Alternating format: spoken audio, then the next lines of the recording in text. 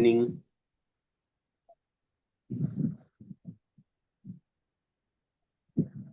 Good evening to each one of you, those who have just joined in. My name is Kavitri and I am today's host. I will be taking you through the topic which you have chosen for yourself, psychotherapy.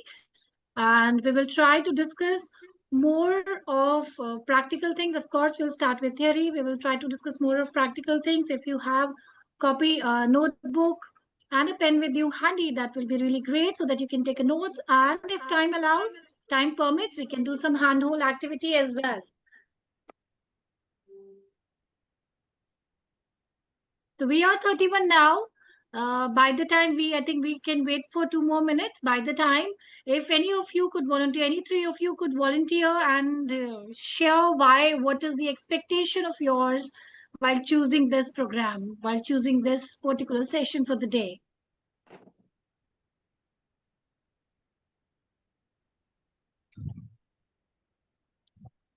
Anybody who would like to share their opinion and be on the screen?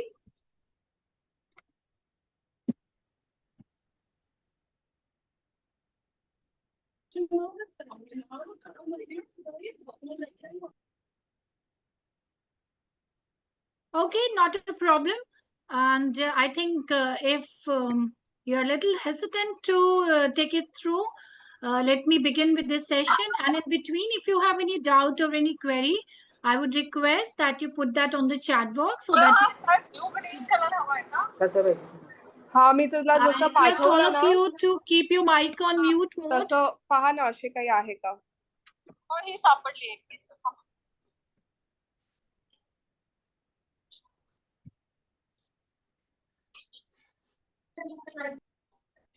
हो ही पण एक आहे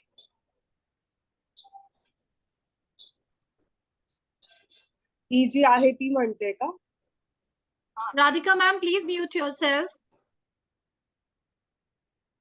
Okay, I request you all to please keep your system on mute mode. I am sure you are at home and there might be something little urgent and you have to answer that. So meanwhile, if you can put that on mute, others, the session doesn't disrupt. And if you have any question in between, you can just drop it there in the chat box itself and I'll keep checking throughout and answer that. Would that be great? So I'll just begin with it. And anybody who would like to volunteer and introduce, you are most welcome by the time I connect my presentation to you.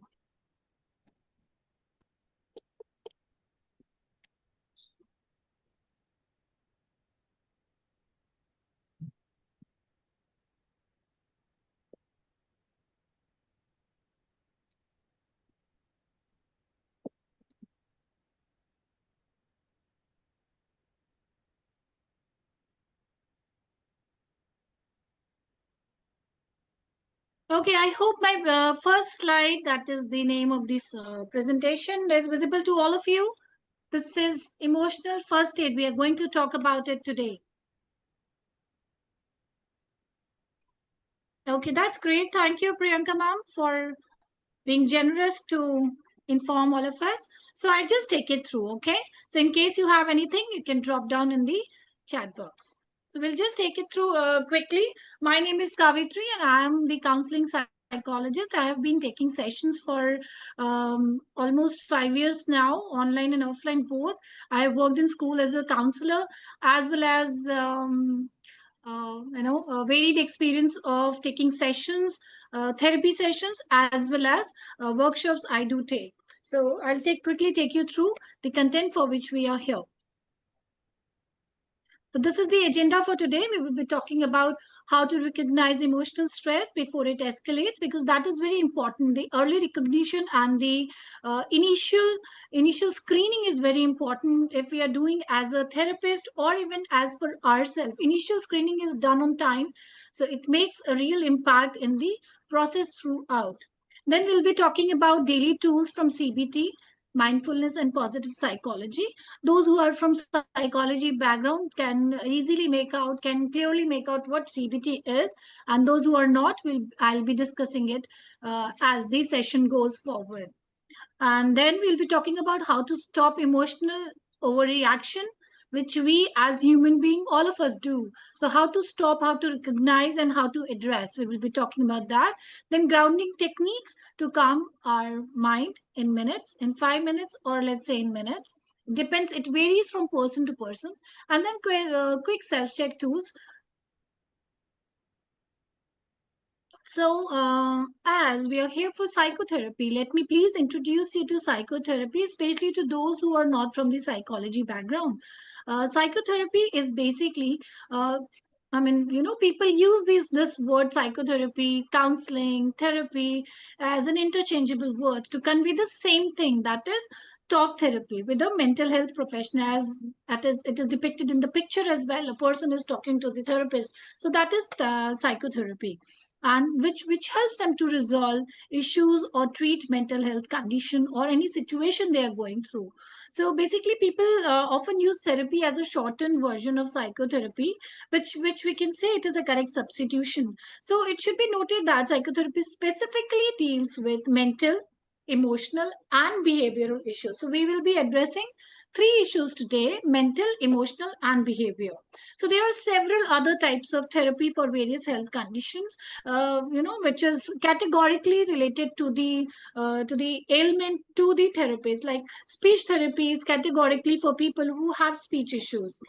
So likewise, so psychotherapy, as we call it, talk therapy, is a variety of treatment technique that aim to help you identify and change unhealthy emotion. As I just said, we'll be talking about mental, emotional, and behavior things. So it helps you to identify and change unhealthy emotions, thoughts, and behaviors through having conversation with a mental health practitioner and a professional who have learned the practices. So psychotherapy can help with several different issues, ranging from stress and relationship issues to mental health conditions. And these thoughts and emotions can be related to situations such as relationship issues, grief, and adjusting to new life situation or any other medical condition wherein mental health is affected. So stress and coping difficulties, and then they can also be related to diagnose mental health and behavioral conditions. So it can be, psychotherapy is not just about talking, it can be a combination with medication or other therapies, or as a standalone treatment. That is a therapist role, that is therapist decision to come to a conclusion that this can be treated with just talking and working around the thought patterns, or it needs medication, or it needs both of them.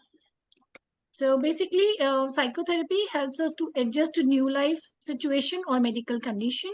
Then coping stress and coping difficulties, relationship issues, grief, and there can be many. These are the basic things which we use psychotherapy. I see a few comments on the chat box. Let me see. Okay.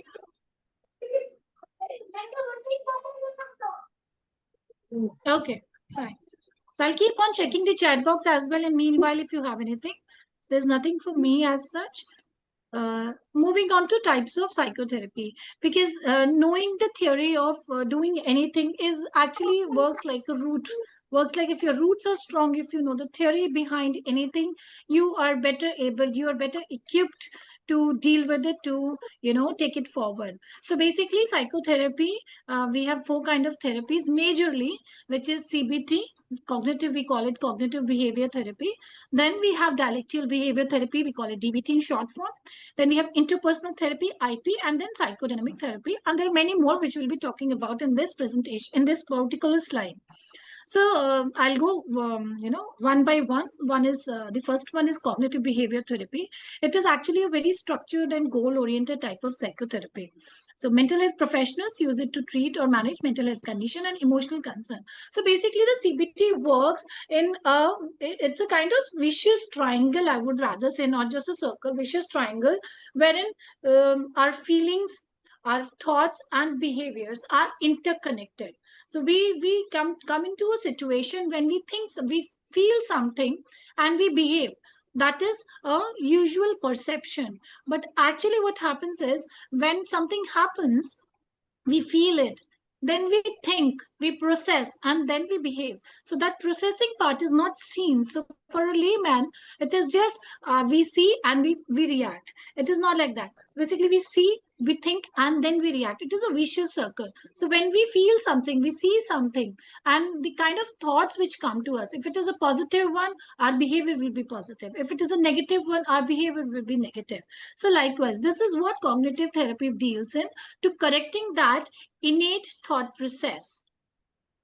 I give you a very small example. If in a situation when your friend is coming to you and he doesn't wave you goodbye, hi, good morning, or anything in response to your greetings, what would you think? There could be two situations. One, how rude it is, he did not respond to me. Or another thought could be, what happened to him? What's wrong? Is there anything wrong to him? Let me check. So in both of the condition, your behavior varies. When you thought something negative, how rude it is, he didn't reply to me, I'm not going to talk to him. So this leads you to a negative behavior. So this is a thought process. And other in another situation, when your thoughts are aligned, when your thoughts are positive, or your thoughts are positively working, and you're saying, what happened to him, let me check. So you would actually go and check with the person, so your relationship is building further. So that's how we say in CBT, your thoughts, your feelings, and your behavior all are interconnected. So as a therapist, we work around the centermost part of it, that is thought pattern.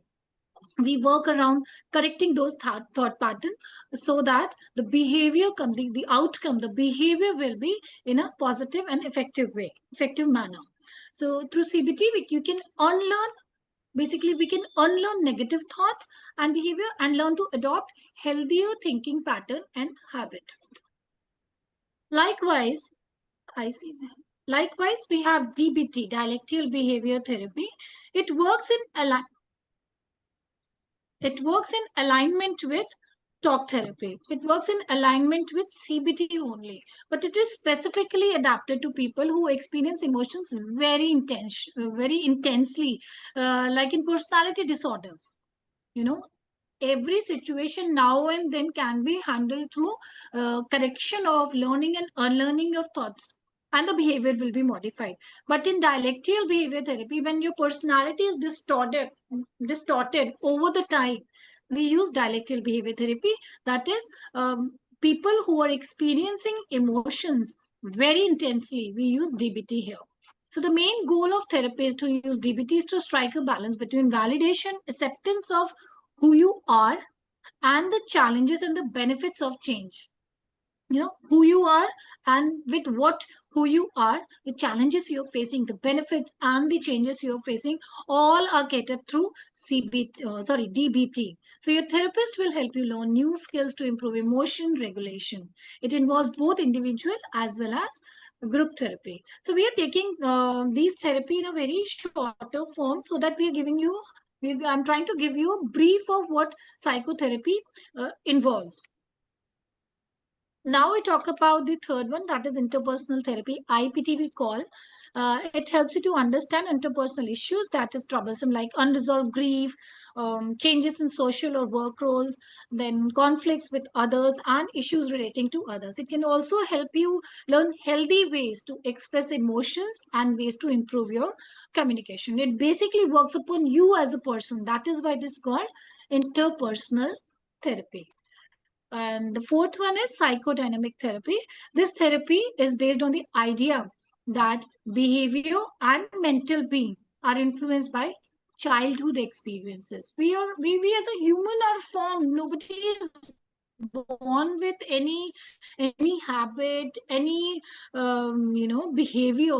We learn it through the experiences we have. So when we are children, when we are young, we see so many things, we experience so many things, and we, being young, are not better equipped to convey, to communicate, to tell that this is what is bothering me, this is something I'm really liking. Not every time we are able to express everything, and we don't know whom to reach to. So these kind of experiences, the childhood experiences, makes us as a personality what we are, be it positive, negative, helpful, whatever. So these childhood experiences have a major role in forming a personality. So a mental well-being are affected, are influenced by childhood experiences and problematic repetitive thoughts or feelings that are outside your awareness. Outside your awareness means your unconscious. So you will work with a therapist to improve your self-awareness and change old patterns so you can move fully take charge of your life. Additional therapies that apart from these four, additional therapies that mental health professionals sometimes use is the combination of psychotherapy, which are like these. Animal assisted therapy, as the name says, these are quite easy to understand. As the name suggests, animal assisted therapy. There are clients, there are people who are animal lovers, so it brings them comfort. It involves working with dogs, horses, or the other animal, cats, your pets. So it brings the client some kind of comfort and help them with communication and help cope with trauma. Then creative art therapy, as we can make out from the name itself, art does not only means colors and all. It also includes dance, music, poetry to aid with talk therapy and communication. Basically, the whole idea is to make the person, make the client, make the person open up, speak up.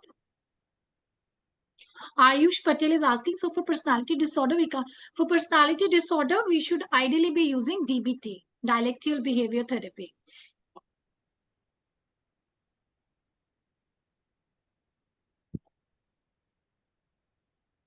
Hindi sir Hindi मैं बीच में try कर सकती हूँ, but it is going to be bilingual and more of, because it is that's how it is. It has to be. Is my voice breaking, everybody?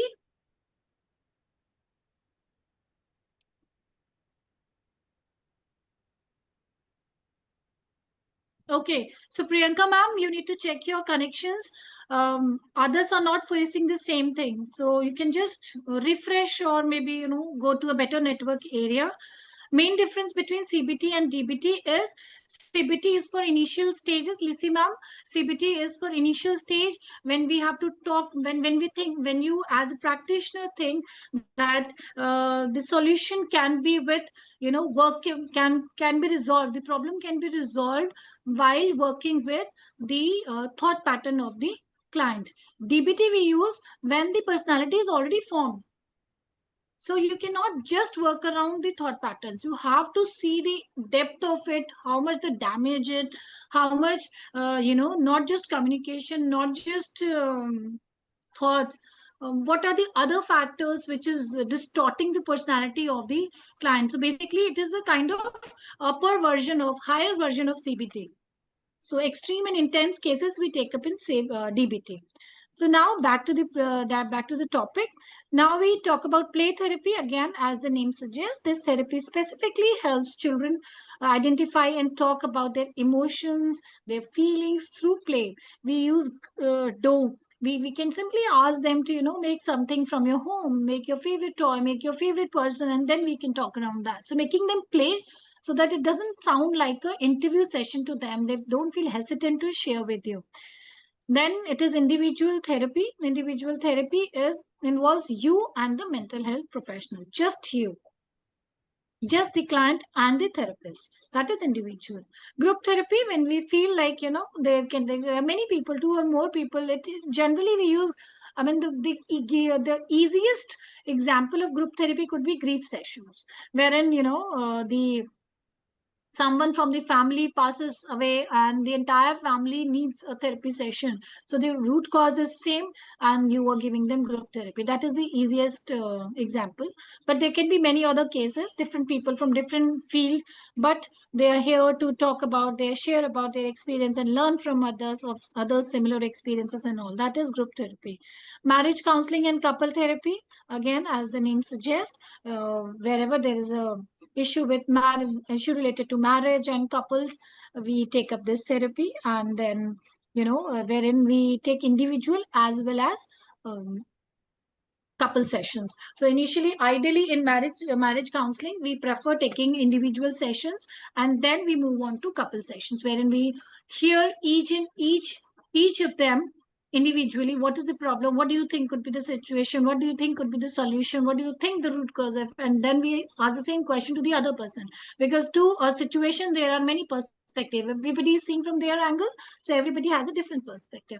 So we prefer using one person at a time, and then we gather our notes, and then we have a collective couple session, which really helps. That is the ideal way. So next is family therapy. This therapy involves you and your family member, you as in the client and the client's family member, or either all of them and some of them, as per the case, as per the requirement.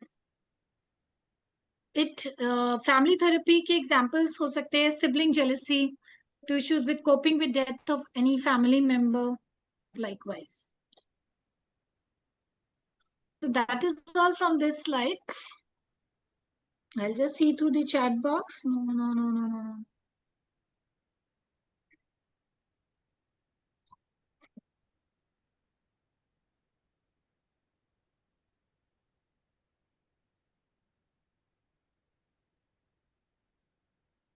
Okay, so I'll just move on to how to recognize. People are asking about one particular case on the chat box, and if time allows, towards the end, I'll take up each questions which are out of the context. Mary ma'am, we use family therapy जब family से related कुछ issue होता है, जब family के लोगों से related, जिसमें फैमिली के लोग इन्वॉल्व होते, people from the same family are involve, और any issue related to the in the family, like somebody passes away from the family, we can use family therapy there. Sibling rivalry होती है, वहां पे भी family आ गए ना, siblings, brother and a sister, sister and a sister, siblings aa gaye, so that is called family therapy.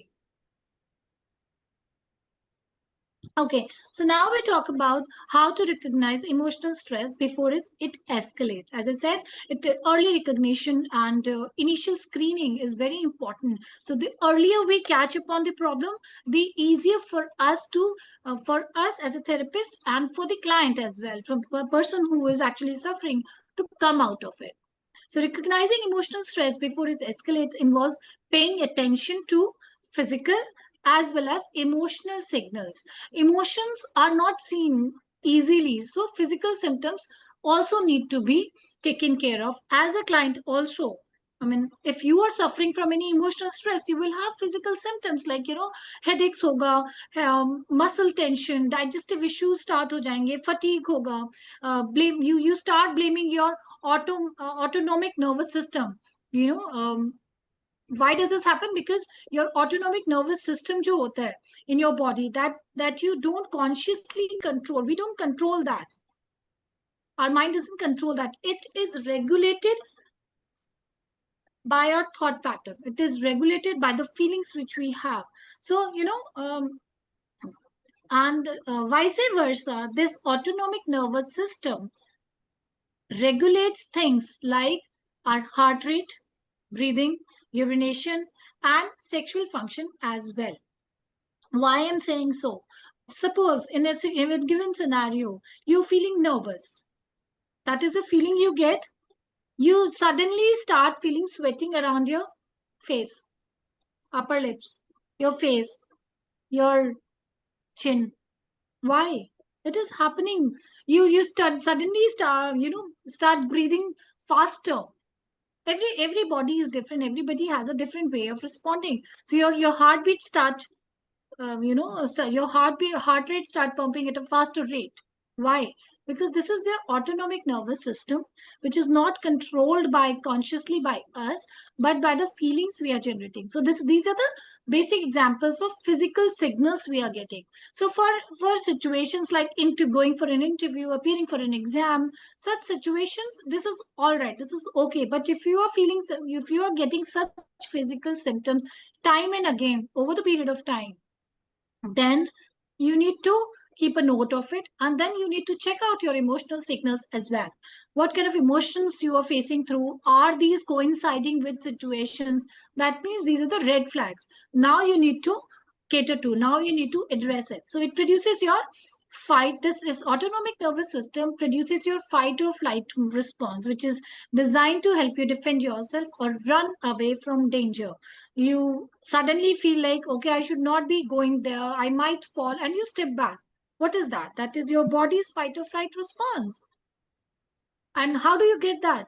That's your intuition, your feelings, your past experiences are telling you that you should not be going to that cliff. You should not be going that far. It might damage something. It might cause you harm. How does it happen? It happens because some past experience, something you have seen, some fear is there already in your mind. So once in a while, it's all right. But if it is recurring, you need to address that. The situations like academic, work stress, financial stress, peer pressure, all of these contribute to it. How to stop emotional overreaction? How do we stop those? So for the longest period of time, if I particularly talk about academics, people assume that student population was the least affected by sort of stress. Is there any student in our group? Nonetheless, so stress is now understood as a lifestyle crisis. पहले ऐसे लगता था कि students को तो stress है ही नहीं, but yes, these days we can easily make out we can easily make out that students also have stress, life stress, right? And the stress is caused by the expectation from parents. How does it, and it leads to depression, anxiety, behavioral problem, irritability, etc. to students as well. So understanding the former as in the stress issues, will help develop tailor-made interventions targeted to reduce stress level of students, which will in turn continue and contribute towards holistic well-being of the student. It would be very wrong for us to say, why do students have stress? Academics doesn't create stress. It is the performance, it is the performance issue, it is the competition, it is the expectations of elders and even of the students as well these days, which is creating stress, not the academic. So we need to be very clear about what is the stress or what is the trigger situation. So here are three categories wherein we would call how to stop emotional overreaction. So these are the three categories. One would be self-awareness and trigger identification. I just said we need to know what is triggering us. It is not the academics, it is not the studies, load of studies, it is the expectations, it is the performance issue, it is the defocus. These are the things which are triggering you towards stress, students towards stress. So recognizing your triggers, paying attention to situations, people, or thoughts that consistently cause strong emotional response, that is trigger. What is triggering you?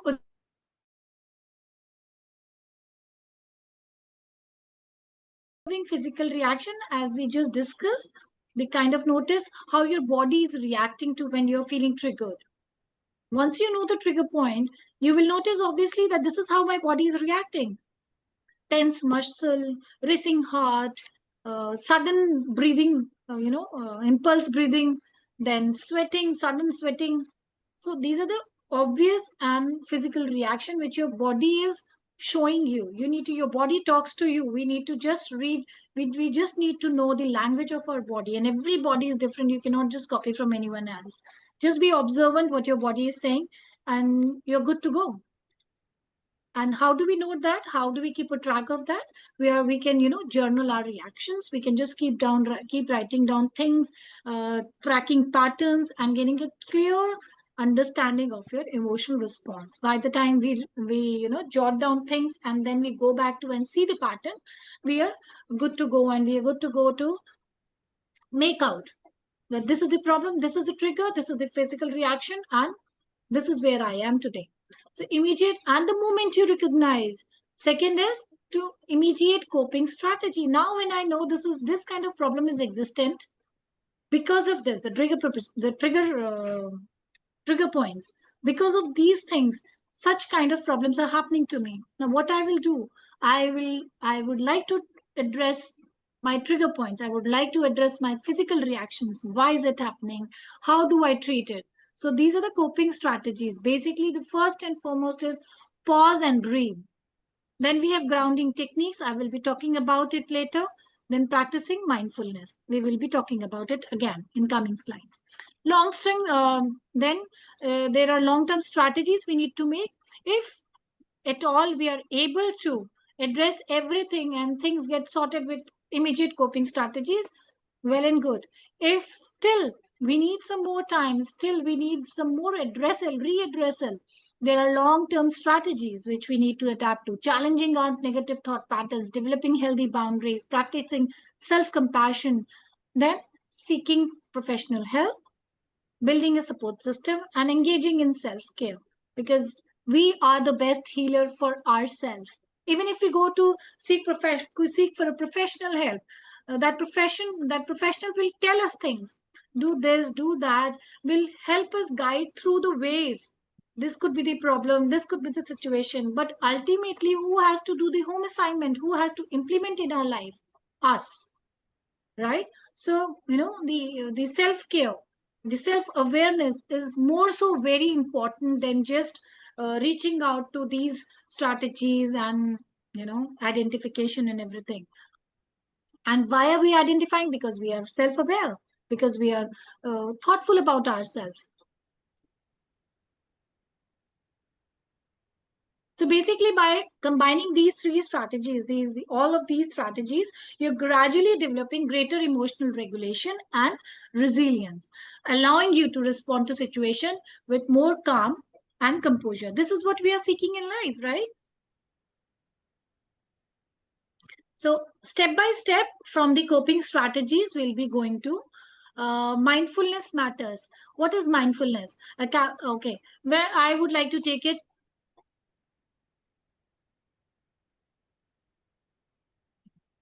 topic to topic. One would be academic, mental and behavioral health, and social behavior. So improvement, how does mindfulness helps us? In academics, it helps us in improving the cognitive performance and self concept and engagement. It helps us in getting greater attention and reducing anxiety with the mindfulness practices if we implement. Then mental and behavioral health, it helps in decreases in stress level, depression symptoms, and increases in emotional well-being and self-compassion, which lowers the self-harm. Social behavior mein, how does it help?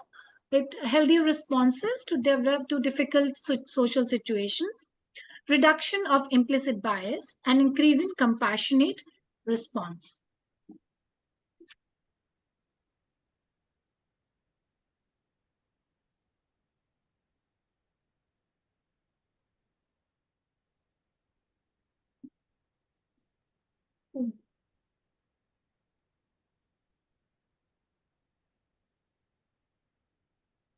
So, what is mindfulness? Just like we discussed about CBT, that thoughts होते हैं, feelings होते हैं, then behavior होता है. Likewise, mindfulness means there is a stimulus. Ideally, what we see, there is a stimulus, something which is affecting us and the reaction to it. Something happened and we reacted, right? That's what we do. That's what is it a scene. But we forget that there is a space in between, which is called the thoughts. Now, with mindfulness, we are going to replace these thoughts into a productive one, into something which we need. Right? So basically, it is not just stimulus and reaction, it is stimulus, mindfulness, and response. So between stimulus and response, there is a space which we need to fill. In that space is our power to choose our response. So mindfulness is our power to choose our response. What kind of response I, as a person, Kavitri, as a person, would like to respond to it, which resonate with me, what I am today, which resonate with me, what I want to be in future. So that is called mindfulness. So in our response lies our growth and freedom. The kind of response I choose in every situation, in every conversation, makes me. And lies my growth and my freedom. Maybe something else. So mindfulness and reactivity are inversely related. Mindfulness practices aim to reduce emotional and behavioral reactivity by promoting awareness and non-judgmental observation of thoughts, feelings, and sensations. So whatever we say, whatever we are presenting, It becomes our non-judgmental observation. We become more practical while responding to. So the shift from reactivity to responsiveness is a core benefit of mindfulness practice. Basically, we are shifting from just responding to, from just reacting to responding. There is a difference between reaction and response. Reaction is aya, reflect. But response is aya, socha, and then response. So we need to think in between that gap. We need to fill. That is all about mindfulness. I don't think so. There could be a better explanation to mindfulness as a concept. So there is this water experiment. You can click a picture of this slide. There is this water experiment by Dr. Masaru Emoto on YouTube. You just go through it. It talks about how water respond. Even water is responding to the emotions. It shows the blueprint of our reality. The kind of emotions we have, the kind of response we have, it shapes our life. If it can shape the pattern of the atoms present in water, then of course you can make out the difference. How much damage, how much positivity one emotion, one response can bring in our life. So you can just go through it on Google. That will really be helpful. And of course you can refer to a book, Power of Subconscious Mind. I'm sure most of you must have read it so far or heard about it. Just go through it. It is a really good book and it really helps in shaping our mind and thought process. Okay, so if you have a pen and paper with you, pen down and articulate. Think of I'm giving you, because of the crunch of time, we'll be taking it a little faster. We are going towards activities now. So think of an incident where you reacted and you later regretted. Quickly. And then write down what was the stimulus, what was the instance, what was the situation, and what was your reaction. ऐसा हुआ था और आपने ऐसे react करा. Imagine how things would be had you been mindful. अगर आपके stimulus और reaction के बीच में mindfulness होती, तो what could be the reaction? It could have been response, thoughtful response.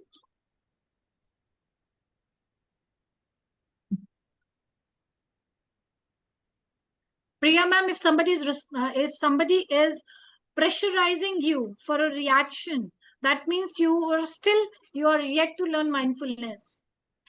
Mindfulness is all about not getting into external pressure.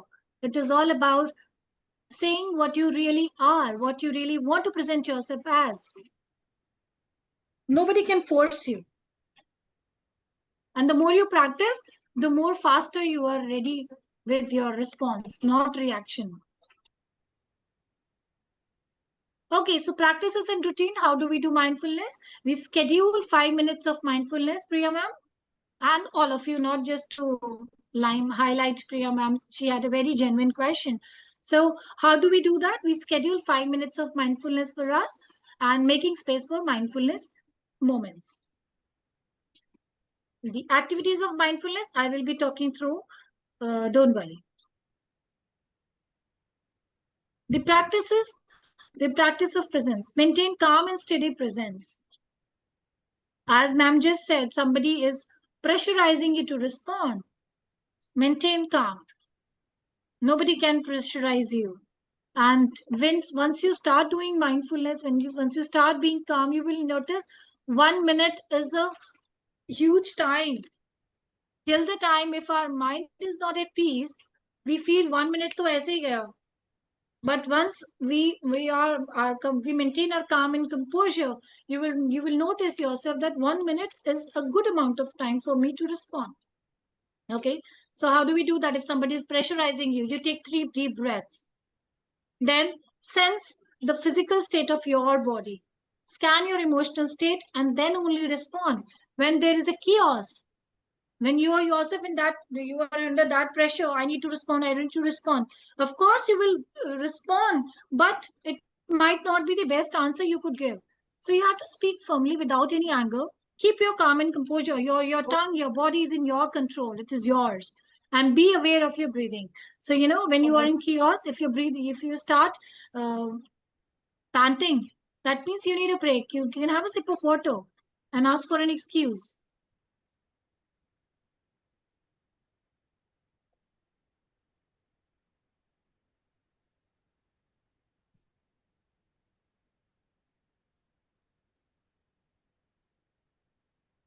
This one, practices and routine, start with yourself and then practice of presence. Okay, so you are the master of your mind and your body. Please take charge of it. That is the whole idea. Okay, establishing mindfulness, mindful posture. The way we sit also speaks a lot. We must have attended a lot of personality development courses or gone through some videos around it. So what does it talk about? Your body language matters. Yes, your body language do matter, not just to present yourself, not just to showcase yourself, but also for your own mind, the way you are sitting, the place you're sitting. If are you fidgeting, if your body is fidgeting, that means there is some kind of restlessness in your mind, there is some kind of defocus in your mind. The moment you get defocused from the point where you are supposed to be, your mind rush to something else because you're fidgeting. So keep your body the way this posture is shown in this slide. Spine erect, perpendicular to the ground, head level or slightly down, muscle relaxed, not tense, not fidgeting body. So I know it is not practical 24/7, but we can try at least to the situations where we need to put best of ourselves, where we need to, give our best. So you can, this also works. This really works. Fidgeting, if we have a tendency of fidgeting, please try to consciously not do it. It will take time. Initially, you might feel difficult of, getting rid of it. But once you do it consciously, you will get away with it. Even for clients, if you are from the psychology background and if you see clients coming in and telling you things, but they are fidgeting, the first thing to note is their body language. They are fidgeting. That means there is something. You need to check out that. Okay, so these are the grounding techniques. Somebody was asking what are the techniques. So these are quick grounding techniques. I'll start from the first one. You can try it right now also because it is quite easy. We can keep our palms like this. First one, this one I'm talking about. I would request if all of you, I'm just stopping to share my slide. I would like to do this activity with you all, and it really helps, trust me.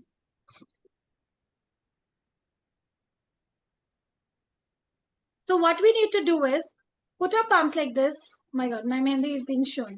So keep your palm like this. This is basically a breathe in and breathe out activity. So now what we do is, I'll place it near to the camera. Okay, now what I'm going to do is breathe in. Along with this, you have to breathe in. Breathe in, stop here, breathe out. Breathe in, hold your breath, breathe out. Again, breathe in,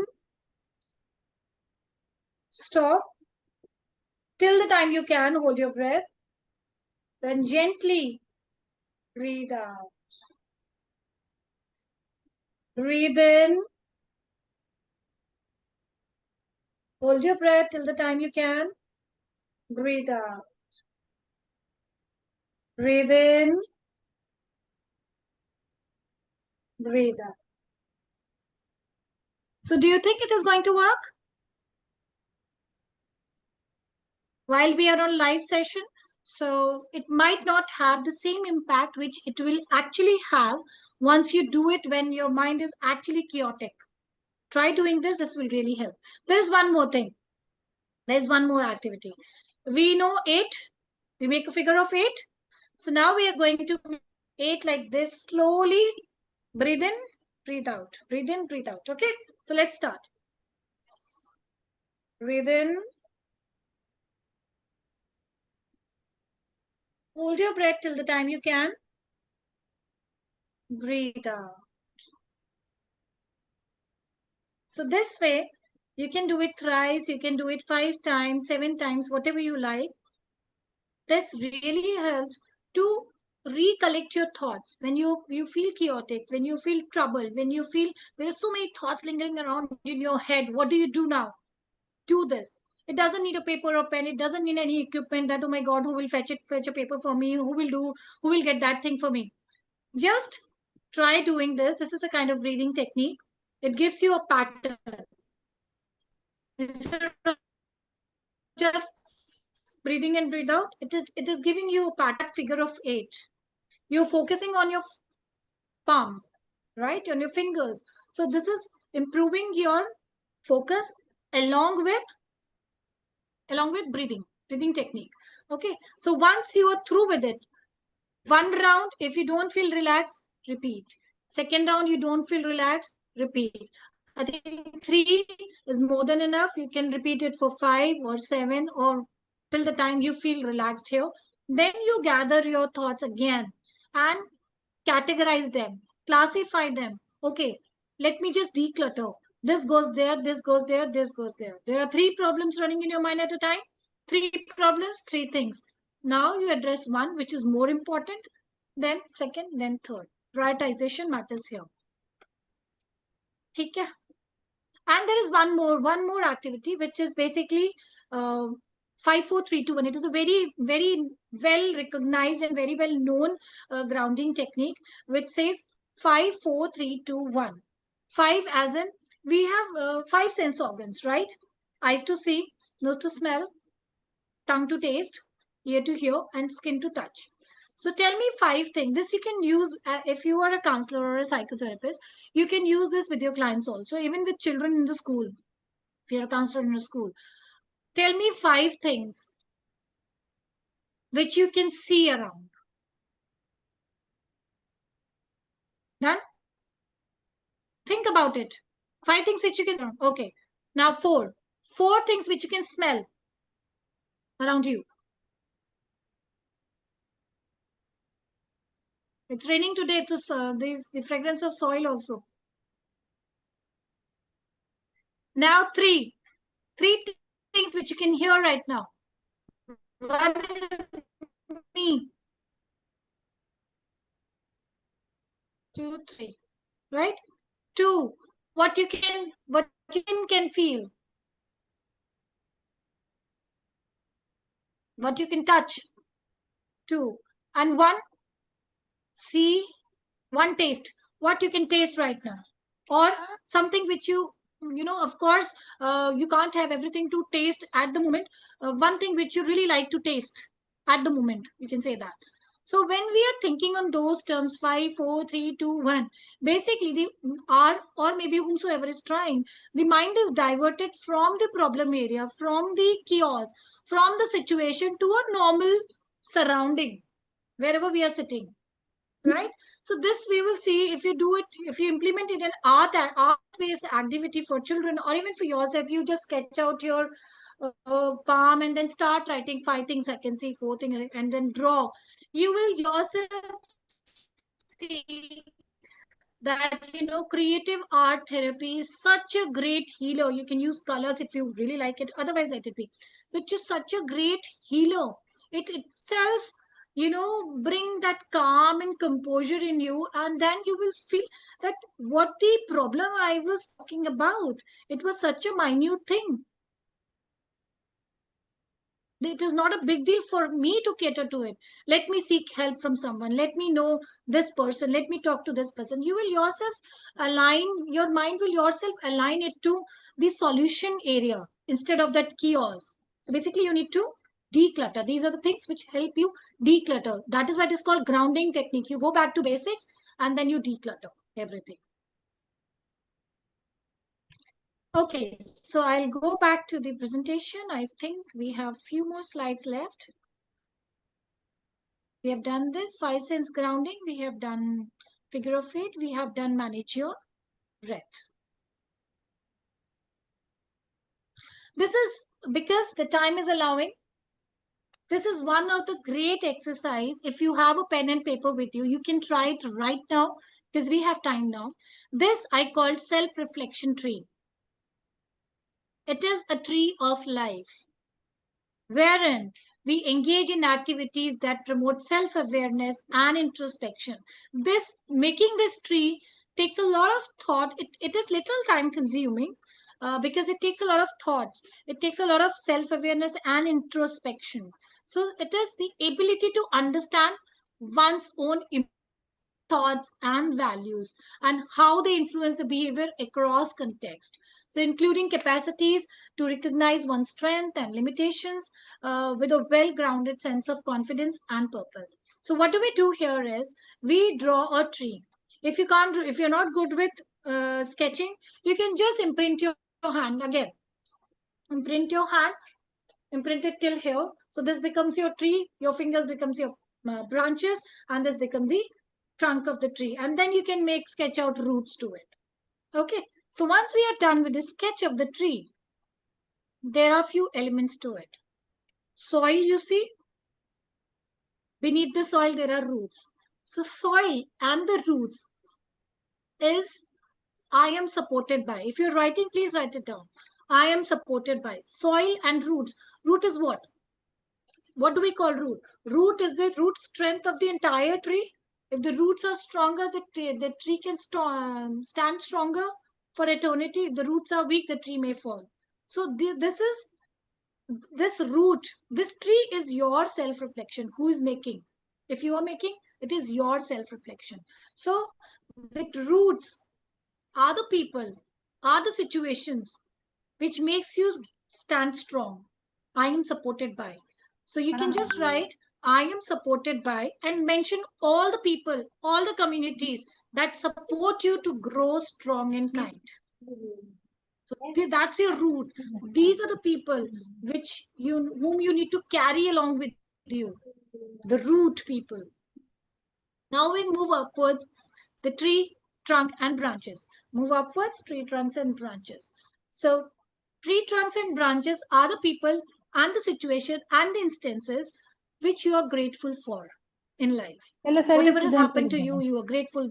The feeling of gratitude. Ma'am, please ma'am, please mute your mic. Okay. So whatever you are grateful for, the feeling of gratitude, the attitude of gratitude really helps you, isn't it? So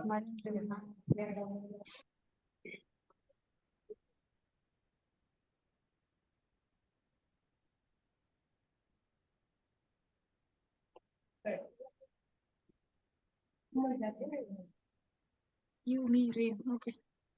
Okay, so tree, trunk, and branches are the gratitude things I am grateful for. So, whatever you are grateful for, whatever, whomsoever, whatever situation, whatever blessings, whatever people you are grateful for having in your life, you mention those. That is why we have so many branches. You can increase the branches no matter how many. जितने आपको बनाने जितनी gratitude आप में आपकी life में you feel okay, I'm blessed with this, I'm blessed with kids, I'm blessed with such parents, I'm blessed with such friends, I'm blessed with the job I have, whatever, the school I have, the teachers I have, whatever are the branches and the stem, tree trunk.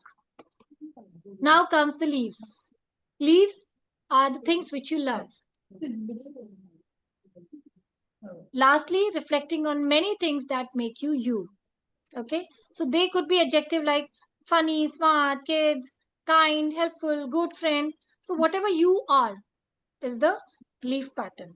And also the leaves, if you see in the picture, those which are going, flying away, shedding off, withering, you can write amongst those are the people who have to go from your life, no matter how they have been, letting things go, not the people, not just the people, but the things, but the situations which you have to let go.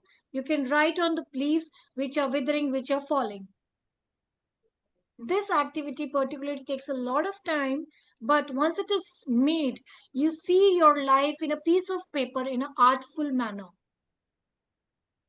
Just try it once the session is through, just go through it, try it once. You will see a magical paper in front of you which shows you, okay, this is what I am, these are the people, these are the root people, these are the root situations and institutions I have to stick on to, hold on to. and these are the people, these are the situation which makes me the trunk and the branches. And leaves, I have to let them go. I have, because once they are gone, then only I will have more. So these are the things which keeps on going and coming, good, bad. The same one thing is very common in our life, which one rule of thumb is, we learn from every situation, we learn from everyone. Only difference is, from few we learn what to do in life, and from few we learn what not to do. So the learning attitude is always there, has to be always there, then only we grow. So these are the leaves, we have to let them go. So this is all from my end for today on this topic. And as we have a little time with us, I can take a few questions, quick questions. Okay, somebody is saying, please repeat what the tree. Okay.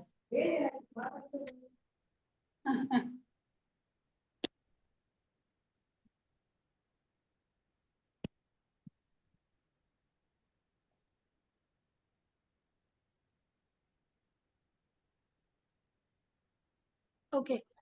Can you repeat what leaves are representing? There are so many questions on tree. Leaves do fall, right? And regrow. So these are the things which are our qualities, adjectives for ourselves. These are the people, these are the situations which we need to at times let go. So those leaves which are already fallen, are the fond memories also, are the good traits or the bad traits also, which I had to let go. Then only I'll have space to regrow new leaves. Leaves are those coming and going.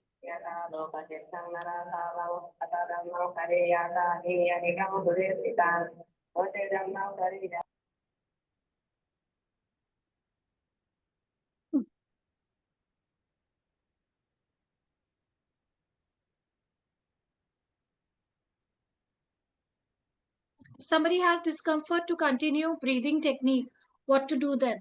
Ma'am, there are many other mindfulness practices now. 5, 4, 3, 2, 1, you can try if you have any issue with breathing technique. है ना?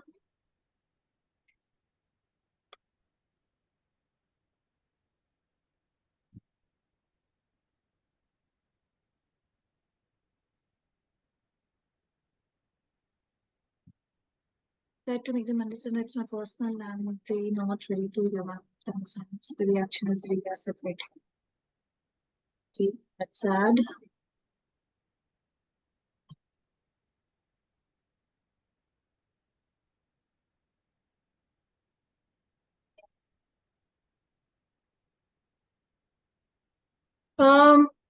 Okay, going back to DBT, CBT, DBT, and psychodynamic therapy. Subramaniam sir is asking time and again.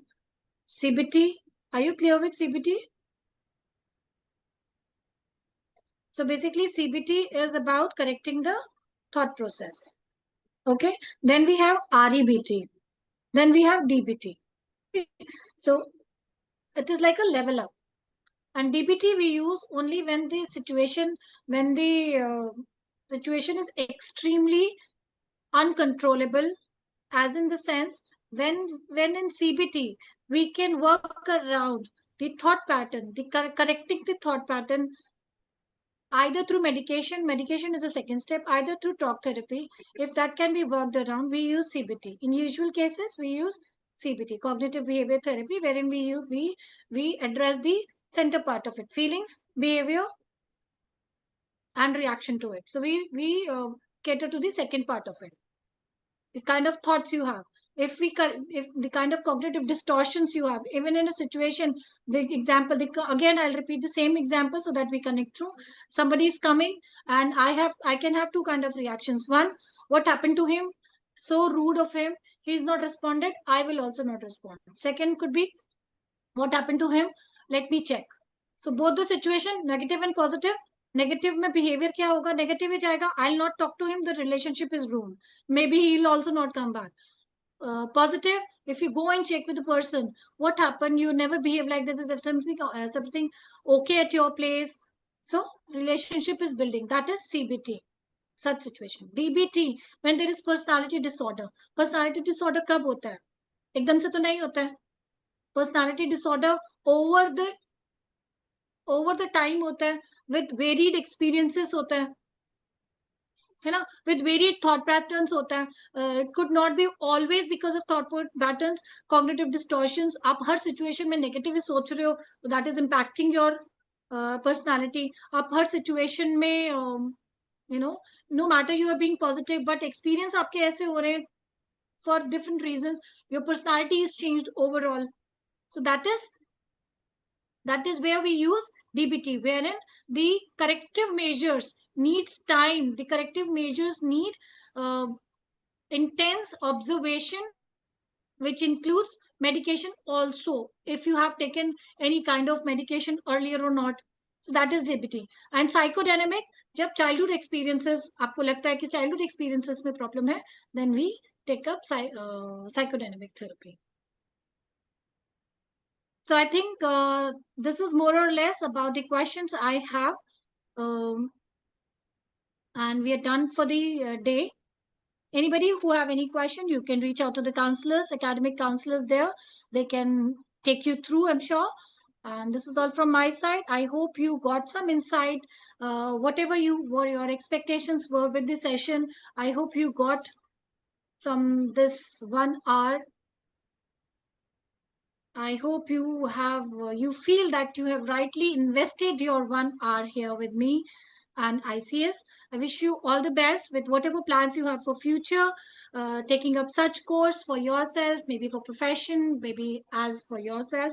So I wish you all the best. Keep learning, keep growing. That could be my mantra for life.